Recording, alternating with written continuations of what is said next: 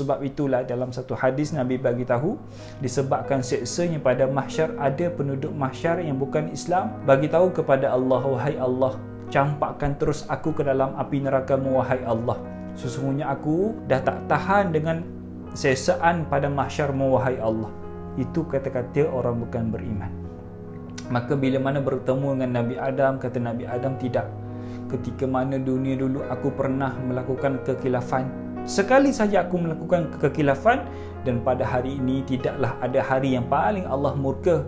Inilah hari yang paling Allah murka, dan hari ini aku tak berani nak bercakap dengan Allah Subhanahu Wa Taala. Ingat, ketika itu pada mahsyar suasananya sunyi sepi. Tidak ada satu pun suara, sangat sunyi, kerana masing-masing memikirkan urusan masing-masing, takut macam mana nasib diri masing-masing. Sebab itulah antara ulama bagi tahu, seandainya ibu melihat anaknya, maka ibu akan menjauhkan diri. Seandainya bapa melihat anak-anak mereka, maka bapa itu akan cuba melarikan diri, cuba tak mau melihat anak mereka, kerana mereka lebih mementingkan diri mereka sendiri. Semua akan melihat diri masing-masing. Sebab itulah bila mana bertemu dengan Nabi Adam tak mampu nafsi-nafsi, kata Nabi Adam.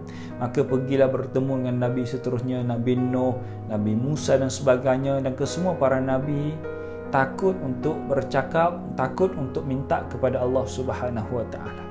Maka terakhir sekali bertemulah dengan Nabi kita sallallahu alaihi wasallam, yang kita tahu syafaat Nabi SAW adalah syafaat yang teragung, yang mana syafaat Nabi ini ada dua jenis, ataupun syafaat dekat pada mahsyar itu ada dua jenis. Yang pertama sekali dikenali sebagai syafaat khasah, yang mana Nabi boleh bagi syafaat khasah, yang mana syafaat itu akan dimakbulkan oleh Allah Subhanahu Wa Taala.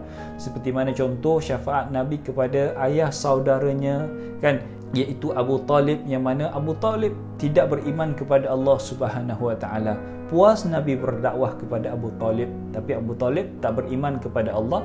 Tetapi di dunia dulu Abu Talib banyak membantu gerak kerja Nabi sallallahu alaihi wasallam, banyak membantu untuk menaikkan agama Allah Subhanahu Wa Taala.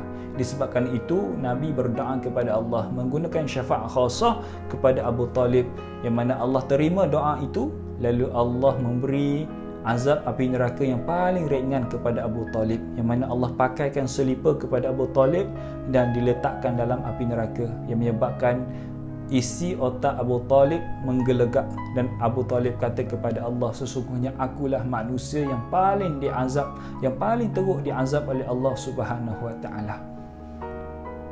Padahal Abu Talib lah manusia yang paling ringan diazab oleh Allah Subhanahu Wa Taala. Dan syafaat kedua pula dikenali sebagai syafaat ammah. Syafaat ammah ni bukan hanya Nabi boleh bagi, dan semua yang berada di padang mahsyar ada di antara mereka boleh memberi syafaat ammah. Antaranya para Nabi, para Rasul, antara mereka adalah para orang alim, para orang soleh, ulama, antara mereka adalah malaikat pun boleh bagi syafaat, para syuhada boleh bagi syafaat, dan Allah Subhanahu Wa Taala juga akan memberi syafaat yang paling besar, yang menyebabkan syafaat itulah akan mengeluarkan ramai orang daripada api neraka Allah Subhanahu Wa Taala. Dan syafaat Nabi adalah syafaat yang memberikan kepada umat Nabi SAW keluar daripada padang mahsyar tanpa dibuka buku amalan dia. Dan syafaat Nabi SAW pula boleh memberi syafaat kepada 70,000 orang umat Nabi SAW.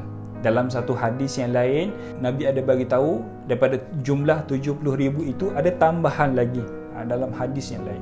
Maka daripada 70,000 orang itu akan melalui pada mahsyar tanpa dibuka buku amalan mereka, tanpa disoal oleh Allah Subhanahu Wa Taala.